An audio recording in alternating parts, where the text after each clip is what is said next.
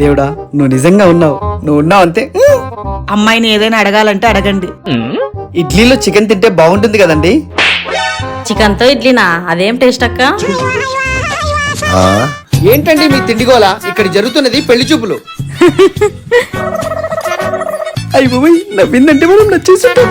నీకెక్కడ చూడు. మమ్మీ ఆకలేస్తుంది, టిఫిన్ పెట్టు.